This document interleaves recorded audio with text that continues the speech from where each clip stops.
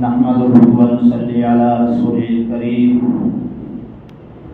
أما بعد أعوذ بالله من الشيطان الرجيم بسم الله الرحمن الرحيم قال الله تبارك وتعالى في القرآن المجيد والفرقان الحميد وأتموا الحج والعمرة لله وقال النبي صلى الله تعالى عليه وسلم الحج المبرور ليس له جزاء إلا الجنة أو كما قال عليه الصلاة والسلام. درود شریف پڑھو. اللهم صل على سيدنا ومولانا محمد وعلى آل سيدنا ومولانا محمد وبارك وسلم. اللهم صل على سيدنا ومولانا محمد وعلى آل سيدنا ومولانا محمد وبارك وسلم. اللهم صل على سيدنا ومولانا محمد وعلى آل سيدنا ومولانا محمد وبارك وسلم. میرے عزیز بھائیوں اور بزرگوں، کوئی بھی نیک کام، کوئی بھی نیک عمل اللہ کی توفیق کے بغیر نہیں ہو سکتا ہے. نیک عمل میں اگر اللہ کی توفیق نہ ہو تو بندہ چاہتے ہوئے بھی وہ کام نہیں کر سکتا ہے، اور جب اللہ کی توفیق ہو جاتی ہے تو نیک کام کا کرنا، نیک عمل کا کرنا بندے کے لیے آسان ہو جاتا ہے. یہ حج کا زمانہ چل رہا ہے تو کچھ حج کے متعلق باتیں ہو جائے اور کچھ جو دوسرے ساتھی ہیں ان کے متعلق بات ہو جائے. یہ ہمارا ہندوستان، اس میں 800 سال مغلوں نے حکومت کی. بابر سے لے کر بہادر شاہ ظفر تک جتنے بھی مغل بادشاہ ہوئے، ان میں سے کسی ایک بادشاہ نے بھی حج نہیں کیا. حالانکہ ان کے پاس دولت کی کوئی کمی نہیں تھی، پیسوں کی کوئی کمی نہیں تھی، ان کے پاس بادشاہی تھی، حکومت تھی، مگر ایک بادشاہ بھی حج نہیں کر سکا. کیوں؟ اس لیے کہ اللہ رب العزت کی جانب سے توفیق نہیں ہوئی. دولت کے ہوتے ہوئے بھی اللہ رب العزت نے ہم کو توفیق نہیں دی.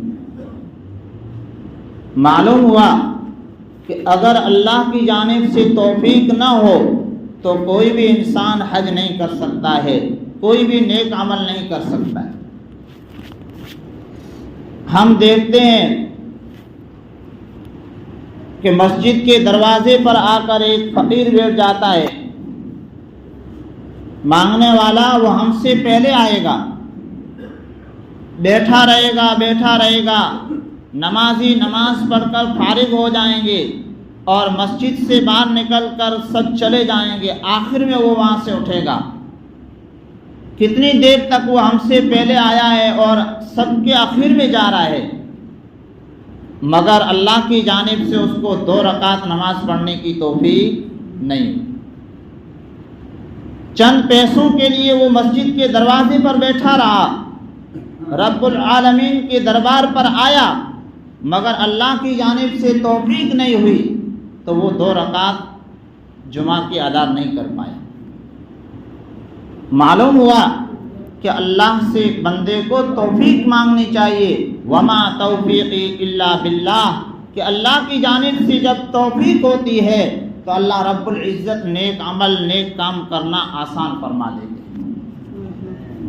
تو جو حاجی جانے والے ہیں وہ خوش قسمت ہیں، اللہ نے ان کو توفیق دی ہے. دولت کے اعتبار سے اور بھی بہت سارے ان کے رشتہ دار، ان کے گاؤں میں لوگ ہوں گے، لیکن اللہ کی جانب سے توفیق نہیں ہوئی تو اللہ نے ان کو قبول نہیں کیا. جانے والا حاجی، اس کی سب سے پہلی فکر یہ ہوتی ہے کہ میں حج کی ضروری باتوں کو، ضروری اعمال کو سیکھ کر جاؤں.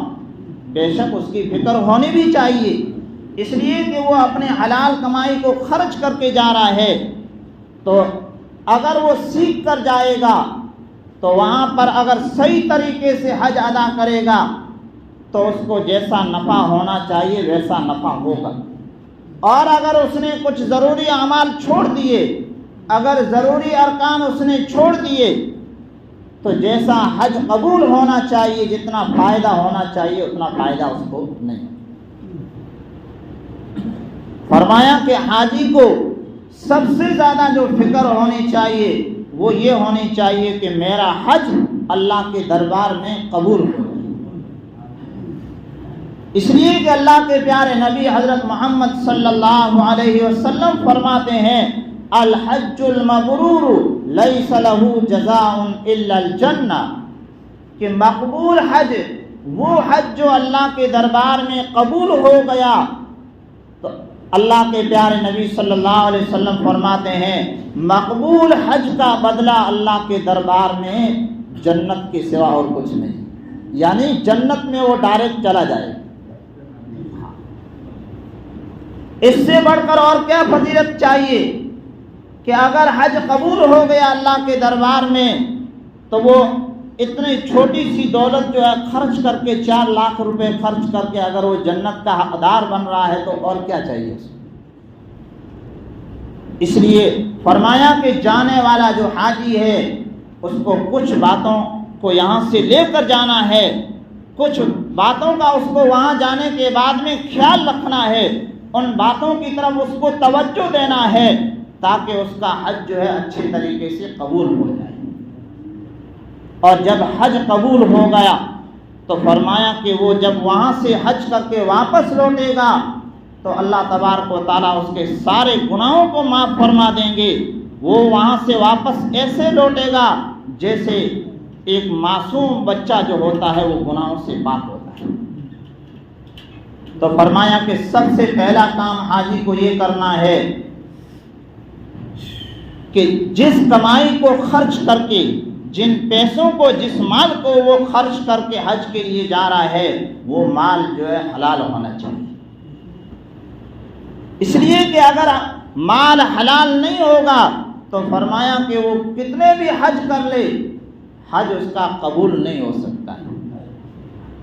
اللہ کے پیارے نبی صلی اللہ علیہ وسلم نے فرمایا، حدیث ہے کہ کچھ لوگ ایسے بھی ہوں گے جو ملتزم پر کھڑے ہو کر وہاں پر دعائیں کریں گے۔ ملتزم وہ جگہ ہے جہاں پر اللہ تبارک و تعالی حاجی کی دعا کو قبول فرماتے ہیں۔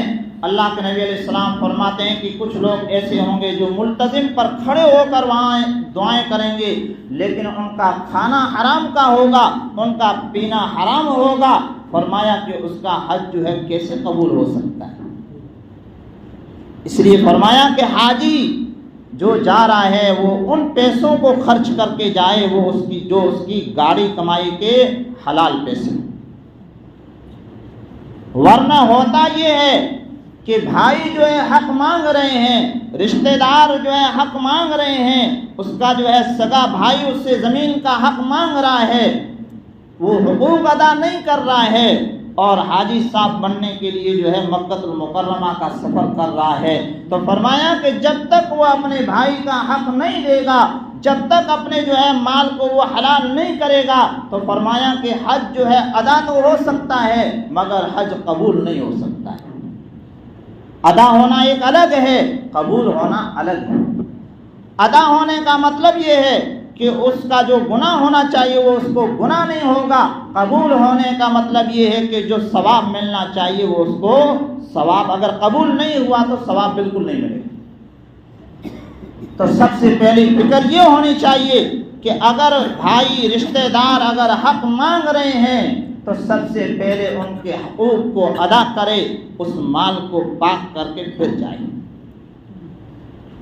نمبر 2 فرمایا کہ اخلاص کے ساتھ میں حج کے لیے جائے، نیت جو ہے خالص ہونی چاہیے۔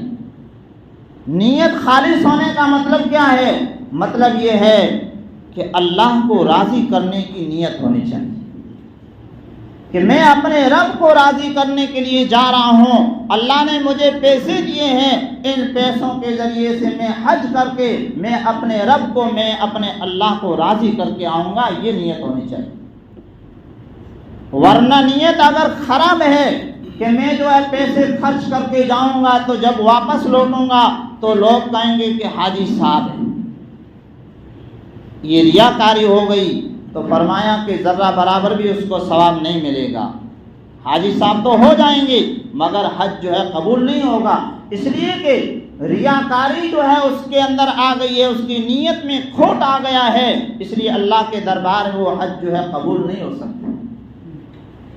حضرت تھانوی رحمۃ اللہ علیہ کے پاس ایک آدمی آیا تو حضرت نے پوچھا کہ آپ کا نام کیا ہے؟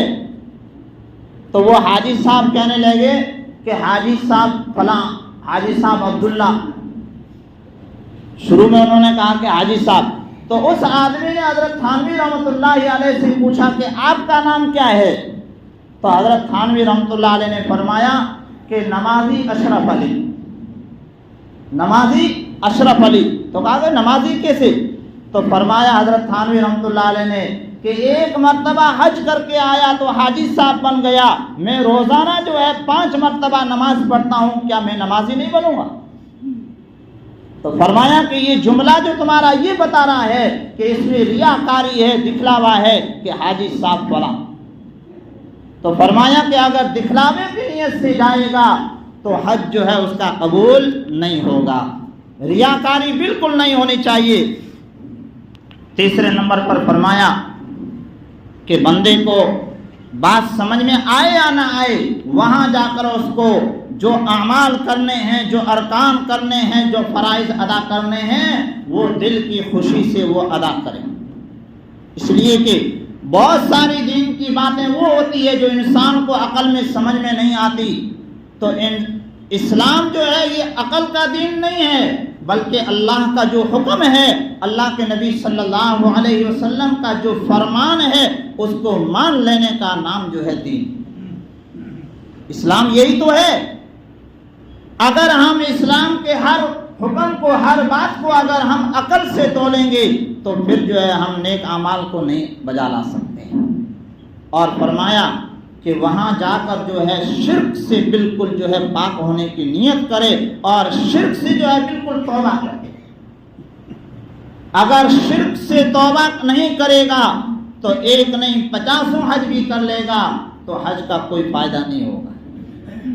جی ہاں، کیوں؟ اس لیے کہ تلبیہ جو پڑھایا جاتا ہے وہ اسی وجہ سے پڑھایا جاتا ہے کہ لبیک اللہم لبیک، اے اللہ میں حاضر ہو گیا ہوں تیرے دربار میں۔ کیا مطلب؟ کہ نفع اور نقصان، میری زندگی کا ہر جو ہے عمل، کوئی بھی جو ہے دکھ ہو یا تکلیف ہو، آرام ہو، سکھ ہو، یہ آپ کے حکم کے بغیر نہیں ہو سکتا ہے۔ یعنی اس دنیا میں نفع دینے والا ہے تو وہ بھی اللہ ہے، اگر نقصان دینے والا ہے تو وہ بھی اللہ ہے۔ اللہ کے حکم کے سوا اس دنیا میں ایک ذرہ برابر جو ہے کوئی چیز نہ انسان کو نفع دے سکتی ہے اور نہ نقصان دے سکتی ہے۔ اگر یہ چیز جو ہے وہاں دل میں نہیں بیٹھائے گا تو حج کا جو فائدہ ہونا چاہیے وہ اس کو حج کا فائدہ نہیں ہوگا، اور یہاں آنے کے بعد میں جو ہے واپس وہ شرک شروع کر دے گا۔ تیسرے نمبر پر فرمایا کہ یہاں سے جو ہے حاجی کو جانا ہے تو صبر کی نیت جو ہے ساتھ میں کر کے جانا ہے، صبر کو ساتھ میں لے کے جانا، اس لیے کہ وہاں پر جو ہے لاکھوں کا مجمع ہوتا ہے، 30 40 50 لاکھ حاجی ہوتے ہیں، تو وہاں پر کسی کے ذریعے سے تکلیف پہنچ جائے گی، چلتے ہوئے کسی کو جو ہے ٹھوکر بھی لگ سکتی ہے، وہاں جیسا کھانا ملنا چاہیے اس کو نہیں ملے گا، جیسی جو ہے سہولتیں ملنی چاہیے وہاں نہیں ملے گی۔ اگر وہاں پر صبر اگر نہیں ہوگا، اگر بے صبری کا اگر جملہ نکل گیا تو سارا حج جو ہے برباد ہو جائے گا۔ اس لیے فرمایا کہ صبر کو جو ہے ساتھ میں لے جانا ہے، اگر کوئی تکلیف پہنچ جائے تو وہاں پر اس کو دل کی خوشی کے ساتھ میں صبر کرنا ہے۔ نمبر 4 فرمایا کہ یہاں سے جب حاجی جائے تو خادم بن کر جو ہے جائے، خادم کی نیت ہو، مخدوم بن کر نہ جائے، یہ نیت ہو کہ میں وہاں جا کر جو میرے ساتھ میں لوگ ہیں، میرے گروپ میں جو ساتھی ہیں، میں ان کی خدمت کروں گا۔ یہ نیت نہیں ہونی چاہیے کہ میں جو ہے مخدوم بن کے جا رہا ہوں، لوگ جو ہے میری خدمت کریں گے۔ اس لیے کہ اگر یہ نیت لے کر جائے گا تو وہاں پر ظاہری بات ہے کہ اگر خدمت نہ کر سکے ساتھی تو وہاں پر یہ ناراض ہو جائے گا اور دل میں طرح طرح کے جو ہے خیالات آئیں گے، تو جتنا نفع ہونا چاہیے اس کو وہ نفع نہیں ہوگا۔ یہ حاجی کے لیے کچھ ضروری باتیں ہیں جو اس کو یہاں سے لے کر جانی ہے، اور فرمایا کہ جب وہاں پر پہنچ جائے اور حج جو ہے ادا کر لے، جب واپس لوٹ رہا ہو تو وہاں سے اس کو کچھ چیزیں ساتھ میں لے کر آنا ہے۔ جب حاجی واپس لوٹے تو کچھ چیزیں اس کو ساتھ میں لے کر آنا ہے۔ فرمایا کہ نمبر 1، اس کو یہ چیز ساتھ میں لے کر آنی ہے کہ وہاں جو اس کو تکلیف ہوئی ہے تو اس تکلیف کا یہاں آنے کے بعد اس کو ذرہ برابر ذکر نہیں کرنا ہے۔ اس لیے کہ اگر وہ یہاں آ کر تکلیفیں ذکر کرے گا، اس کا مطلب یہ ہے کہ وہاں پر وہ سہولتیں حاصل کرنے کے لیے اور آرام حاصل کرنے کے لیے گیا تھا، حج کی نیت سے نہیں گیا تھا۔ جب وہ نہیں گیا تھا تو جو نفع ہونا چاہیے وہ اس کو نفع نہیں۔ اس لیے فرمایا کہ جو کمیاں ہو ان کمیوں کو وہ یہاں آ کر بیان نہ کرے۔ خدا نہ خواستہ اگر حاجی نے یہاں آنے کے بعد میں اگر وہاں کی کمیاں ذکر کی تو کوئی ایک بندہ اگر حج میں جانے والا تھا اور وہ اس کے اس بات کی وجہ سے اگر رک گیا تو اس حاجی کا جو گناہ ہے وہ اس کے سر پر آ جائے۔ اس لیے اور نمبر 2 فرمایا کہ وہاں پر عصبیت اور نسل پرستی کو وہاں چھوڑ کر آنا ہے حاجی۔ اس لیے کہ یہاں جیسے ہم رہتے ہیں، ہماری برادریاں ہیں، کچھ جو ہے رہومے ہیں، کچھ سمیجے ہیں، کچھ جو ہے لوڑی ہیں، منگلیے ہیں، الگ الگ برادریاں ہیں، تو یہاں پر جو ہے عصبیت جو ہے بہت زیادہ پائی جاتی ہے۔ ایک جیسے مثال کے طور پر اپنی برادری کا بچہ اگر وہ غلط کام کر رہا ہے، اس نے غلط کام کیا ہے، غلط کام کے باوجود بھی نسل اور عصبیت کی وجہ سے اس کی برادری کے لوگ اس کے ساتھ میں کھڑے ہو جاتے ہیں۔ اس نے جو گناہ کیا وہ نہیں دیکھیں گے، نہیں یہ ہماری برادری کا ہے، یہ نسل پرستی ہے اور یہ عصبیت ہے۔ اگر حاجی وہاں جانے کے بعد میں اگر یہ چیز وہاں ختم کر کے نہیں آ رہا ہے، اس کا مطلب یہ ہے کہ ابھی اس کے دل میں انانیت اور میں اور بڑائی نہیں گئی ہے، اور جب تک بڑائی نہیں جائے گی حج کا کوئی جو ہے نفع نہیں ہوگا۔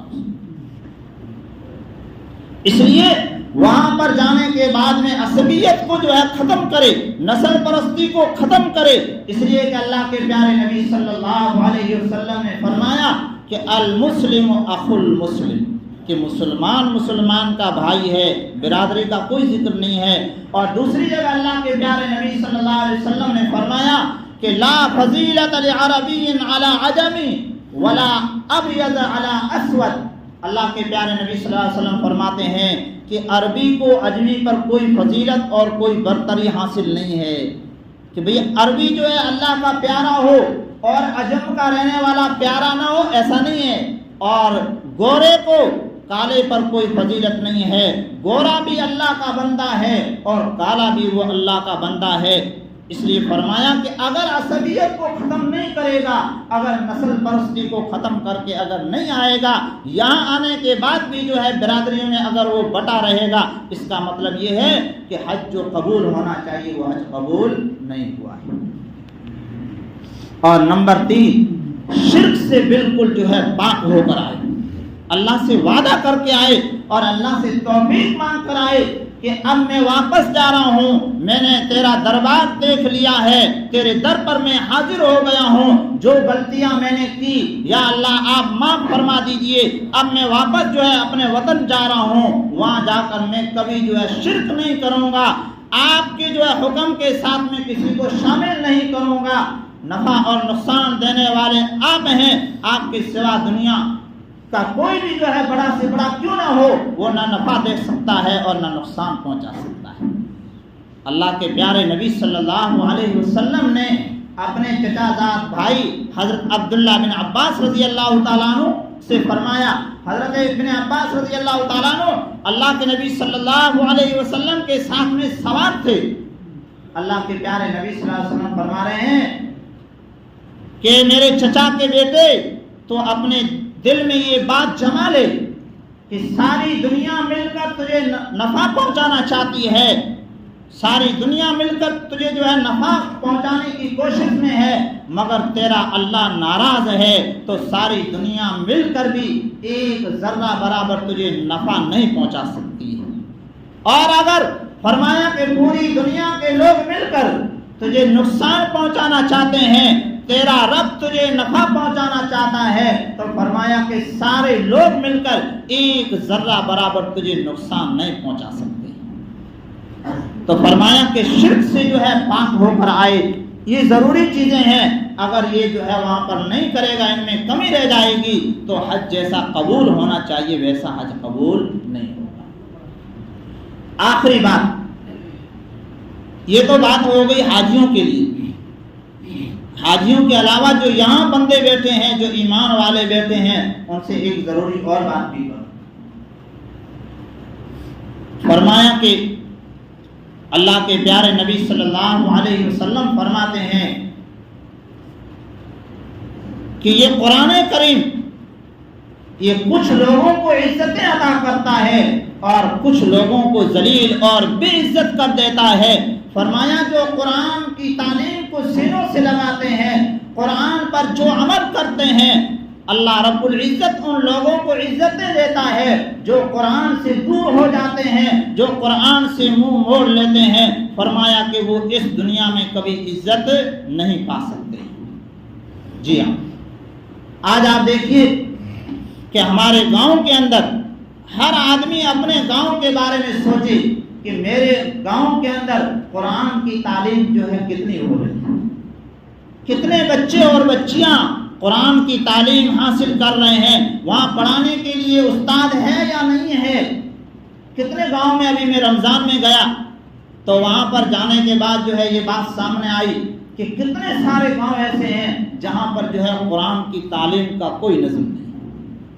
بھائی مولانا صاحب آپ پڑھاتے نہیں ہیں تو وہ 2000 روپیہ جو ہے مکتب والا لے تھا گاؤں آ گیا تھا بھائی اساں نے پیڑ ہے انہیں اساں پیسہ دے جائے انہیں دیکھنا جو ہے اگر پڑھائی جائے تو بیٹھو پڑھا مسجد پڑھی ہے آن اساں پیسہ آئے. افسوس ہے ایسی قوم پر جو قوم اپنی شادیوں میں اور مرنے کے بعد جو ہے ناموس کے لیے لاکھوں روپے اور کروڑوں روپے جو ہے خرچ کر رہی ہے اور قرآن کے لیے ایک پیسہ جو ہے خرچ نہیں کر رہے ہیں. کیسے مسلمان ہیں؟ کیا مسلمان کہلانے کے ہم لائق ہیں؟ یہ موضوع جو ہے ایک طویل موضوع ہے، اس پر جو ہے بات ہونی چاہیے کہ ہمارے گاؤں کے اندر جو یہ وڈیرے بیٹھے ہیں، کوئی وڈیرا نہیں ہے. اللہ کے نزدیک سب برابر ہیں. بڑا وہ ہے اللہ کے نزدیک عزت اس کی ہے جو قرآن پر محنت کر رہا ہے. ہاں فرمایا اللہ کے نبی پیارے نبی صلی اللہ علیہ وسلم فرماتے ہیں کہ خیرکم من تعلم القرآن وعلمہ، کہ تم میں سب سے بہتر اللہ کا پیارا بندہ وہ ہے جو قرآن کی تعلیم حاصل کر رہا ہے اور قرآن کی تعلیم جو ہے دلا رہا ہے، محنت کرا رہا ہے. تو یہ جو بزرگ بڑے بیٹھے ہیں، میں جو ہے بڑے ادب سے ان سے یہ کہتا ہوں کہ عزتیں سب کو چاہیے. کیا کسی کو عزت نہیں چاہیے؟ ہر ایک عزت کے لیے دوڑ رہا ہے، ہر ایک جو ہے کرسی کے لیے عزت پانے کے لیے دوڑ رہا ہے. میرے عزیز بھائیوں، دنیا میں جو ہے کبھی عزتیں نہیں مل سکتی ہے، یا آپ جو ہے لکھ کے لے لو. میں اپنی طرف سے نہیں کہہ رہا ہوں، قرآن خود اللہ تعالیٰ فرما رہے ہیں اور اللہ کے پیارے نبی صلی اللہ علیہ وسلم فرما رہے ہیں کہ جب تک تم قرآن کی تعلیم سے نہیں جڑو گے تمہیں اس دنیا میں بھی جو ہے ذلتیں اور بے عزتیاں اٹھانی پڑے گی، اور مرنے کے بعد میں یہ قرآن تمہارے خلاف کھڑا ہو جائے گا اور یہ تمہارے خلاف کھڑا ہو کر اور تمہیں جو ہے جہنم میں پہنچا دے گا. یقینی طور پر ہے، میں اپنی طرف سے یہ بات نہیں کہہ رہا ہوں.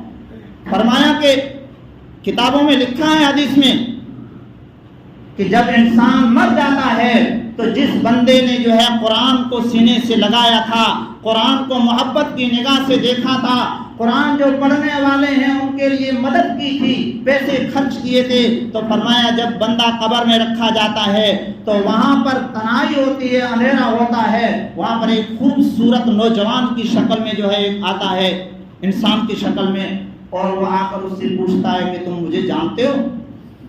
تو وہ مرنے والا جو بندہ قبر میں گیا ہے وہ کہتا ہے کہ ہماری تو کبھی ملاقات ہی نہیں ہوئی، میں آپ کو نہیں پہچانتا۔ تو وہ نوجوان جو خوبصورت وہ کہتا ہے کہ میں تیرا قرآن ہوں جو تو نے دنیا کے اندر رہتے ہوئے پڑھا تھا، قرآن پر تو نے محنت کی تھی، بچوں کے مکتب میں جو ہے تو نے پیسے خرچ کیے تھے، قرآن کی تعلیم کے لیے تو نے جو ہے توجہ دی تھی۔ آج میں تیرا ایک وفادار ساتھی ہوں، دنیا میں تیرا جو ہے باپ وفادار نہیں، تیرا بھائی جو ہے وفادار نہیں، تیرا بیٹا وفادار نہیں، وہ سب اپنے گھروں کو چلے گئے ہیں، تیری قبر میں کوئی اترنے کے لیے تیار نہیں۔ آج میں تیرا قرآن ہوں، وفادار ساتھی ہوں، آج میں تجھے جو ہے یہاں یہ بات جو ہے دعوے کے ساتھ کہنے آیا ہوں کہ میں اپنے رب سے تیری سفارش کروں گا، جب تک اللہ رب العزت تیرے لیے جنت کا فیصلہ نہیں کریں گے میں یہاں سے جو ہے ہٹنے والا نہیں۔ تو میرے عزیز بھائیوں، کہاں ہم کھوئے جا رہے ہیں؟ 10,000 مولوی نے بلانا گھڑا ہے، اپنے لیے جو ہے 25,000 30,000 چاہیے، اور جو قرآن پڑھانے والا ہے، ایسی قومیں جو ہے کیسے جو ہے کامیاب ہو سکتی ہے؟ اس لیے میرے عزیز بھائیوں، میں اپنے یہ بڑے بزرگوں سے الگ الگ گاؤں سے بیٹھے میں جو ہے ہاتھ جوڑ کر آپ سے درخواست کرتا ہوں کہ قرآن کی تعلیم کو ہم مضبوط کریں، اپنے مکتب میں اپنے گاؤں میں اچھا عالم رکھیں، اور جتنے پیسے جو ہے خرچ کرنے پڑے ہم خرچ کریں، اور گاؤں میں کوئی بچہ اور بچی جو ہے بغیر قرآن کے نہیں رہنا چاہیے۔ بھئی ارادہ سب کرتے ہیں نا؟ اللہ رب العزت ہمیں جو ہے قرآن سے محبت عطا فرمائے اور کامیابی عطا فرمائے۔ وآخر دعوانا الحمد